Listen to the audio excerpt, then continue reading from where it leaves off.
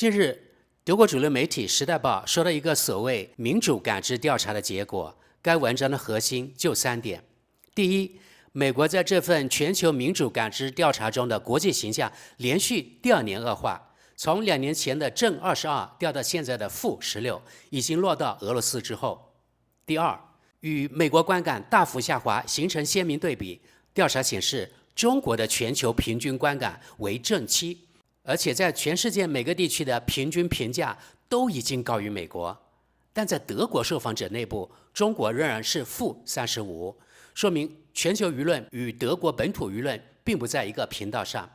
第三，文章把美國聲望下滑的主要原因歸結為近18個月的美國外交政策，包括衝擊跨大西洋關係、加徵關稅、威脅盟友，以及美以對伊朗戰爭帶來的油價上漲。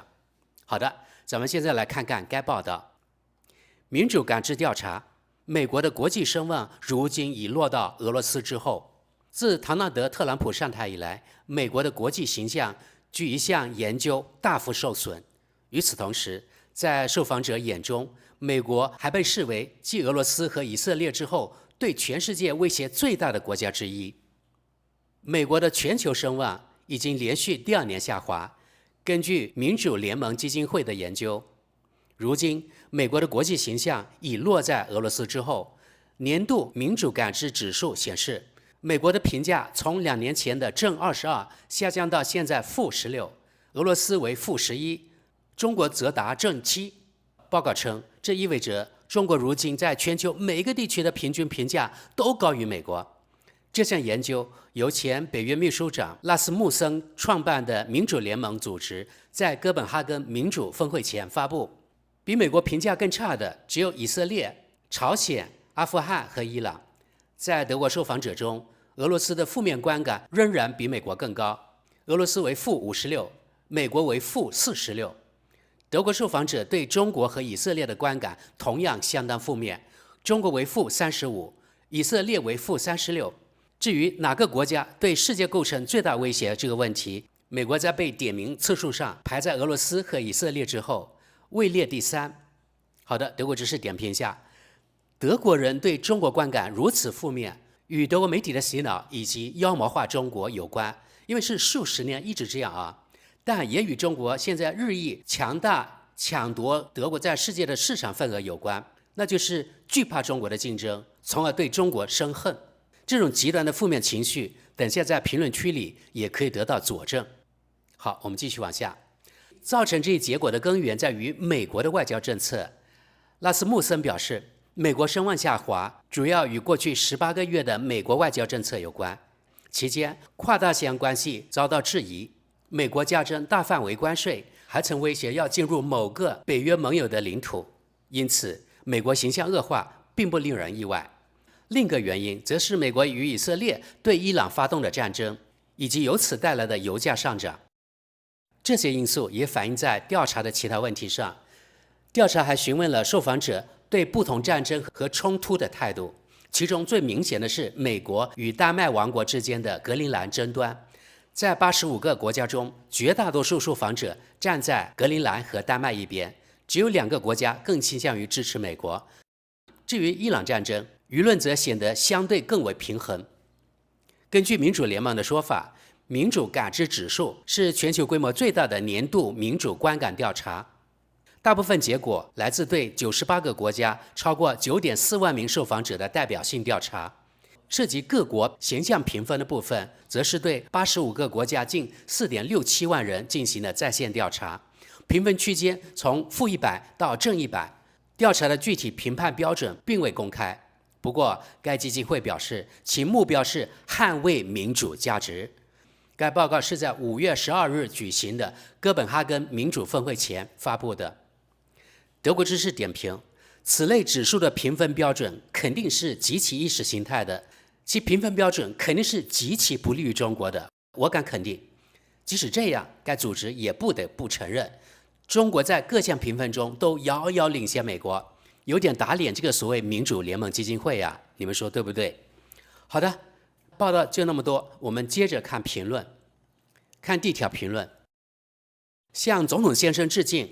能把自己硬生生折騰到負面榜上，超過習近平和普京，這也不是誰都辦得到的。唐納德就是唐納德，永遠踩着油門，一路往贏家之路上狂奔。繼續往下，比美國評分還差的只剩以色列、朝鮮、阿富汗和伊朗了，這本身就已經算一種成就了。就像某位總理居然還能比那個鍍金腦細胞的橙色話唠更不受歡迎一樣。我只是補充，橙色話唠這裡肯定是指特朗普，因為呢，特朗普他是有那個紅色頭髮的，然後每天在他自己的平台上發很多的推文，所以這叫話唠。好的，我們再往下，活該。下一則，美國聲望已經落在俄羅斯之後。抱歉，我也得這麼說，但要蠢到什麼程度才會得出這種判斷？美國是全球最大的移民國家，2024年有超過5200萬移民，可俄羅斯有誰想去？繼續往下，我想區分一下，對以色列，我主要是否定縣政府及其政策，不是否認這個國家本身。對美國也差不多，但對俄羅斯和中國，我看不到希望。我不覺得現行政策不是多數人的真實意志。也不覺得短期內會有根本變化。再往下，如果我沒記錯，這類分析是基於在線調查的。要真還是這樣，那就談不上多專業了。下一則，日本去哪了？日本在亞洲國家構成嚴重威脅，他一直試圖修改和平憲法，為建立正規軍鋪路。日本和我們一樣是二戰戰敗國。而且在亞洲犯下過戰爭罪和種族滅絕。再往下，美國在特朗普手裡一路下墜，這完全在意料之中。去看看無國界記者、民主指數、腐敗排名就知道了。好的，再往下，我覺得整個西方是自己把吸引力一點點耗光的，贏家是中國和俄羅斯，原因也許該從我們自己身上去找。尤其是這種單邊報道，世界其他地方反而信息更充分，因為偏見更少。德國只是點評一下，我發現呢，這個才是比較中立的德國讀者啊。好的，下一則，美國最糟糕的地方在於，他是主動把自己從值得信任的位置上拉下來的。俄羅斯、中國、伊朗、朝鮮這種國家，幾十年甚至上百年都活在宣傳、洗腦和灌輸裡，可最可悲、最令人厭惡的是背叛你的朋友。美國這次的差評是自己掙來的。更糟的是，我們歐洲腳下這匹馬也在越跑越短。這裡的建制派政黨同樣漠視普通人的利益，擴大不平等，讓更多人貧困。於是，很多受挫的人又去追隨右翼極端主義的追逐人，跟美國一模一樣。美國正在把自己改造成一個法西斯式民族主義國家，而歐洲很多人還想照着學。問題是，為什麼歐洲學得這麼慢？至今還沒明白，美國已經不再是夥伴。為什麼這裡的選民還不明白，民族主義是極權，最後害的正是他們自己？繼續往下，我覺得中國在這份調查中被放得太輕了。再想想中國、東南亞和印度佔了全球將近1半人口，我對這個結果就更不信了。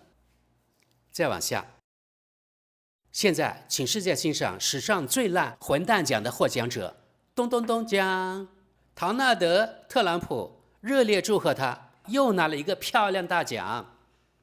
下一則，直到現在我都覺得，這麼多美國人居然會把這麼一個明顯不是人的人選成總統，而且還真以為事情會變好，簡直就像黑色喜劇。德國現在居然也有大約1/4的人想投反民主的選擇黨，這幫人明明最先會被自己的選擇反噬，邏輯居然是我不滿意現狀，那我就投一個更具破壞性的人和政黨，結果只會讓自己過得更差，而真正得利的人只會笑得更開心。好的，下一則。難道這意味着那個著名而崇高的國際足聯和平獎發早了？繼續往下，文中說，在85個國家中，大多數人都站在格陵蘭和丹麥一邊，只有2個國家更偏向美國。我倒真想知道那2個國家到底是誰。再往下，把一切都推到特朗普身上，对我來說太簡單了。只要看看美國自1945年以來打了多少仗就明白了。比如越戰中的成績不是特朗普幹的，但足以說明這個所謂的大盟友一貫有多殘酷。下一則，說真的，俄羅斯居然還被認為比美伊更危險，這也挺讓人意外的。繼續往下，難怪極右翼被認為是世界上最大的威脅，因為極右翼確實是世界上最大的威脅。世界上所有的衝突背後，至少都有一個極右翼政府作祟。無論是美國的 MAGA 和特朗普的極右翼，俄羅斯的普京、中國的習近平，還是以色列政府中的極右翼政黨。此外，還有極右翼的宗教意識形態，例如哈馬斯、伊斯蘭國和伊朗的阿亞图拉們所代表的。至於歐爾班，德国選擇黨的旗幟人物，他的腐敗現在才真正顯現出來。只能等着看他什麼時候跑到俄羅斯去。英國的極端分子通過脫歐造成的破壞，同樣是一個警示。如果法國的勒龐贏得選舉，極右翼很快就會掌握核武器。價值觀上的西方，幾十年來一直在為和平、穩定和繁榮而努力。通過貿易實現變革，與試圖通過戰爭解決一切問題完全不同。我們在東德看到，東德對我們的回報是，他們現在選擇了德國選擇黨，儘管我們為了東德放棄了我們一部分繁榮。就像在中國一樣，西方幫助了中國，而中國卻沒有選擇理性，而是開始了大國幻想，真是難以置信。下一則，這也太能折騰了吧，真是離譜。繼續往下，一個人一旦名聲爛透了，往後也就更能毫無顧忌地繼續胡來，把一個被判罪還威脅發動戰爭、前科累累的人送上總統寶座，本身就夠離譜了。人常說人生總會再相逢，這回算是報應找上門了。好的，再往下，真是再次偉大呀。下一則，我認為美國的名聲已經受到嚴重損害，這個損傷要恢復只會非常慢，甚至未必恢復得了。再往下，我倒想看看那些親以色列陣營會怎麼回應。調查結果顯示，國際社會正在越來越嚴厲地看待以色列的政策。與其把這種批評一概打成反猶，不如把它當成一次反思外交路線的機會，對以色列在世界中的角色展開誠實討論，不只是合理，而且是必要的。這關係到和平、公義，也關係到地區所有人的安全。下一則，說真的，阿富汗、伊朗這2個國家在近代史上幾乎沒主動打過鄰國，尤其是阿富汗，沒錯，他們在人權和婦女權利方面問題很大，但他們究竟對我們構成了什麼威脅？相比之下，以色列，尤其是美國，為了石油和權力推翻政府、摧毀國家，這才更像笑話。至於伊朗，你要說他挑起過2次世界大戰，那就更是黑色幽默了。下一則，這真是美國一個巨大而輝煌的勝利，史上最偉大的那種。繼續往下，文章說，美國在世界最大威脅裡排在俄羅斯和以色列之後，對我來說，這個順序正合適。繼續往下，幹得漂亮啊，唐尼。再往下，再過不久，大家就會在更大範圍裡認真討論一個問題。一個由美國主導的北約，對其他成員國來說，是不是傷害已經大於收益了？下一則，維基百科上公布的2025年民主指數完全是另一回事。美國排在34，中國142，俄羅斯148，德國16。時代報這種不解釋數據採集方式就直接發調查，實在不高明。這更像一份帶着政治濾鏡的意見調查。而德國人本來就一直比對俄羅斯和中國更批判美國。再往下，再超過2個國家，就真的美國第一了。下一則，阿布格萊布和關塔那摩，在我看來早就說明問題了。繼續往下，比美國還差的只有以色列、朝鮮、阿富汗和伊朗。西方宣傳罷了。真相是，他們只是嫉妒自己沒活在工人天堂裡。看看朝鮮選舉結果，不就很說明問題嗎？再往下，美國在全球聲望下滑，完全是邏輯結果。畢竟美國人把一個既沒品又經常毫無計劃的特朗普送進白宮，他的自戀和貪財甚至直接決定了他的總統行為。再加上近乎黑手黨式的運作，以及幾乎天天變的立場，這個漂白過的老家伙有多不可預測就更明顯了。現在人們只能希望白宮眼下和未來的戰爭計劃別被特朗普誤當成他高爾夫球場上的進洞遊戲。下一則，哇，這劑猛藥夠嗆，直接拍在唐尼臉上了。繼續往下，如果全世界都已經看清最大的危險到底是什麼，那是不是也該做點什麼了？我們完全可以先從自己開始，別再對特朗普和內塔尼亞胡點頭哈腰。要是德國政府肯聽多數民眾的話，這步早該邁了。再往下，我絕不是要替特朗普和內塔尼亞胡辯護，但這種調查結果本身更像是在說明一件事：全球智商正在退潮。下一則，自1945年以來，美國捲入了至少5到10場大規模戰爭，比如朝鮮、越南、海灣、伊拉克和阿富汗，現在還要加上2次伊朗戰爭。除此之外，美國還進行了數百次較小規模軍事干預。據一些估算，自二戰以來，美國參與過201場武裝衝突，或者說250多次海外重大干預。蘇聯和俄羅斯同期也有10幾次重要對外干預和戰爭。中國自1949年以來，則參與過至少4場與他國的重大直接軍事衝突。另外，若干邊境摩擦，你可以在這些大國中隨便挑一個惡人。在我看來，美國是3者中最大的威脅，因為他打的仗最多，而且幾乎沒有一場是為了保護本土的。繼續往下，這不奇怪，政治上掛了倒檔，腳下還猛踩油門，結果當然是只能一路倒車加速。再往下，說實話，這種結論我根本不需要靠研究才知道。不過現在有正式報告背書，總歸也算坐實了。下一則，這和我的看法100%一致。我現在只會說特朗普政權，至於俄羅斯和中國，當然也一樣處在很低的水平。繼續往下，在我看來，如今中國相較俄羅斯已經成了小得多的那個惡。要是我們繼續和中國深化經濟聯繫，至少壓住的是電動化和新能源；要是繼續壓住美國那堆爛攤子，壓的就是石油資本。我寧可選前者。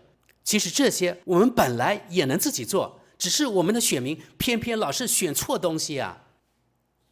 繼續往下，唐尼兄弟，你這回可真是幹了件大事，居然調到俄羅斯後面，這說明啊，中間真出了大問題。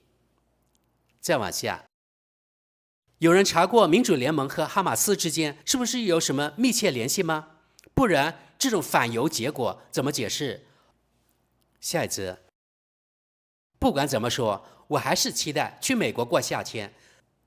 再往下，這一點我同意。俄羅斯作為自由社會的窗口期似乎已經關上了，而且那裡確實有一種近乎詭異的反覆滑向極權獨裁的傾向。俄羅斯文化依然偉大，但這種政治傳統似乎根深蒂固。10年前我還覺得俄羅斯在文化上很有活力，現在只剩下砍伐和清場。這個政權犯下的罪遠不止殺戮本身。下一則，特朗普和普京正是某個在這裡越來越吃香的政黨選民中的特殊偶像，名聲一旦臭掉，掠奪起來就更加肆無忌憚了。好的，繼續往下。美帝國主義那張醜惡的嘴臉，現在只是和其他強權一樣，終於被看清了。所謂平等、基於規則的國際秩序，這個自我安慰的神話已經散了。再往下，這不奇怪，更何況這個人和他的班子在伊朗戰爭中也暴露成了徹頭徹尾的輸家。在伊朗什麼也沒達成，除了製造破壞和死亡，連自家情報機構都不看好，全球經濟被拖進巨額損失與混亂，數百萬人被推進動盪和困境，最後他們還一臉傻笑，把這一切包裝成勝利，真是離譜。好的，我們看最後一條評論。哎，又是這類民調。如果真要讓我在這些國家裡選，我還是會把美國排在最前面，再往後大概是中國和以色列並列，剩下那些國家都遠遠落後。好的，朋友們，剛才我們也看了那麼多評論，你們也大概了解了這些德國人，至少我認為啊，他們是有代表性的啊，能夠大概代表德國的民意。那麼你們對這個有什麼看法呢？請在評論區留言。好的，感謝各位，我們下期見。